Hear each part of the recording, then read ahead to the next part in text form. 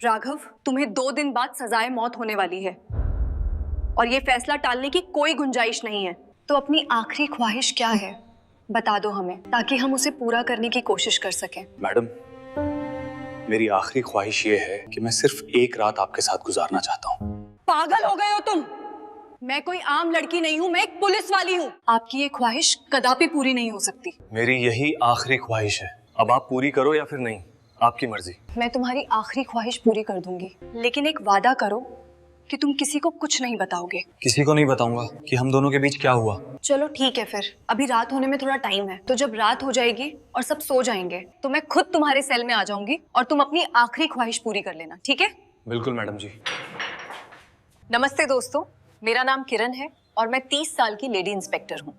मेरी जिंदगी का सबसे बड़ा हिस्सा इन खामोश जेल की दीवारों, थानों और कोर्ट कचहरियों के बीच गुजरा है। इन सालों में मैंने हजारों चेहरे देखे हैं, कुछ ऐसे जो अपनी गलती पर फूट फूट कर रोते हैं, कुछ ऐसे जिनके चेहरों पर गुनाह की सख्ती साफ दिखती है, और कुछ ऐसे जो बिल्कुल पत्थर दिल बन चुके होते हैं। लेकिन राघव, कैदी नंबर 640, इसने मुझे एक ऐसी उलझन में डाल दिया है जिसका कोई जवाब मेरे पास नहीं है। वो कोई आम मुजरिम नहीं लगता, सिर्फ 19 साल की उम्र और आंखों में इतनी गहरी खामोशी, जैसे सब कुछ जानकर भी चुप बैठा हो। जिस उम्र में दुनिया देखनी चाहिए, उस उम्र में उसे दुनिया छोड़कर जाना है। जब भी मैं उसके बारे में सोचती हूँ, दिल में एक टीस सी उठती है। समझ नहीं आता कि ये लड़का वाकई कोई आरोपी है या फिर हालातों की किसी साजिश का शिकार। पुलिस की इस वर्दी ने मुझे अंदर से बहुत सख्त बना दिया है। मैं जानती हूँ कानून बहुत बेरहम है और यहाँ किसी मुजरिम से जज्बाती रिश्ता रखना मना है। ऊपर से आखिरी फरमान आ चुका है, ठीक 2 दिन बाद राघव को सजाए मौत दी जानी है। कानून ने उसे एक आखिरी मौका दिया है अपनी माँ और पिता से आखिरी बार मिलने का। शिखा, जाओ और कैदी नंबर 640 राघव से उसकी आखिरी ख्वाहिश पूछो।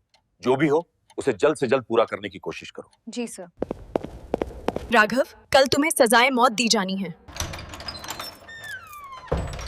इसलिए जो भी तुम्हारी अंतिम इच्छा है वो हमें बता दो ताकि हम उसे पूरा कर सकें।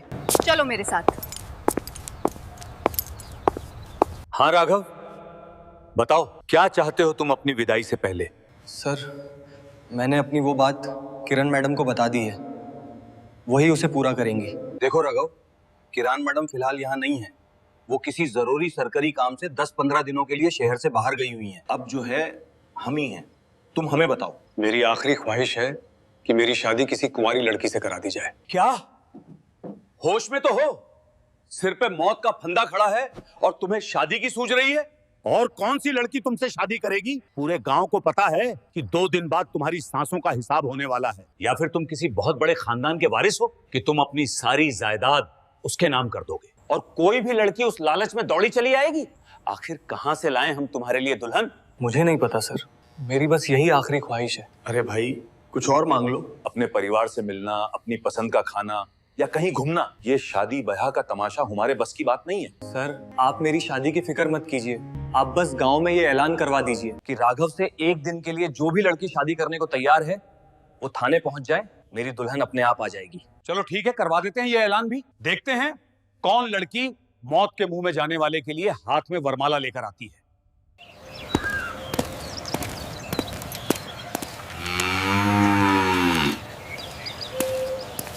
सुनो सुनो सुनो, तमाम गांव वालों को सूचित किया जाता है कि कैदी नंबर 640 राघव को कल सुबह कानून के आखिरी फैसले का सामना करना है। उसकी अंतिम इच्छा है कि वो किसी कुंवारी लड़की से निकाह करना चाहता है।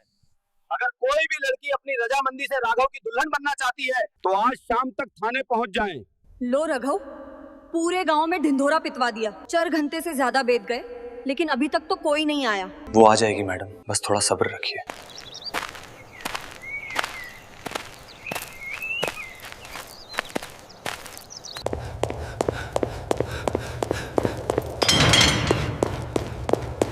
मैडम, गजब हो गया। बाहर एक लड़की आई है, लाल जोड़े में सजी धजी, बिल्कुल दुल्हन लग रही है और साथ में एक मौलवी साहब को भी लाई है।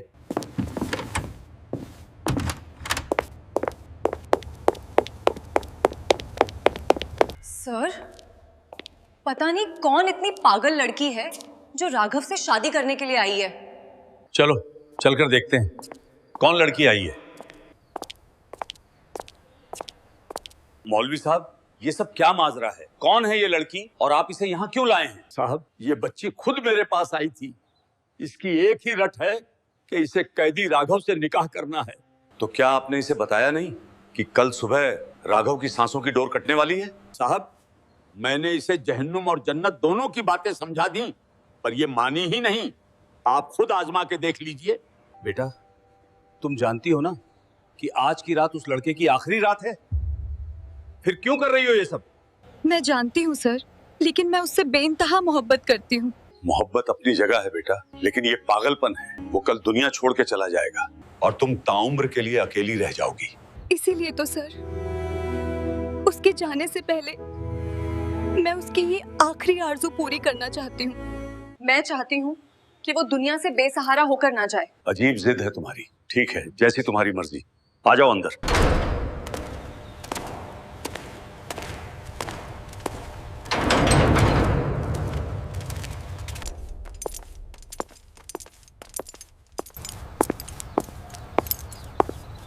जेल की उन मनहूस दीवारों के बीच पहली बार निकाह के बोल गूंजे।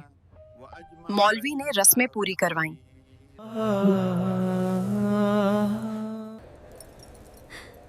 दोनों पति पत्नी सदा सुखी रहो।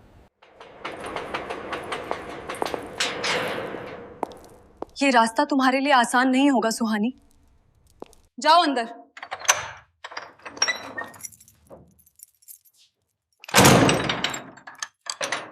चलो, अब इन्हें अकेला छोड़ देते हैं। और वैसे भी काफी रात हो गई है, मैं भी अपने कैबिन में जाकर थोड़ा आराम कर लेती हूँ।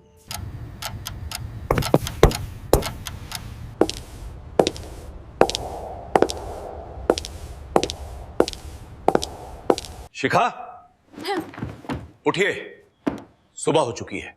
जाओ जरा देखो हमारे नए जोड़े का क्या हाल है, और उस दूल्हे को तैयार करो, उसकी विदाई का वक्त हो गया है। जी सर, मैं अभी देखती हूँ।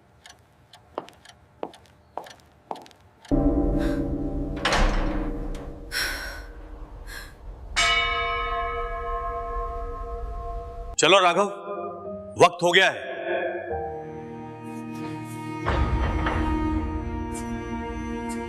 सुहानी, सुहानी, तुम यहाँ? और राघव कहाँ है? वो भाग गया सर, उसे मैंने भगा दिया। तुम पागल हो गई हो? तुम्हें पता है इसकी सजा क्या है? और तुमने एक मुजरिम को क्यों भगाया?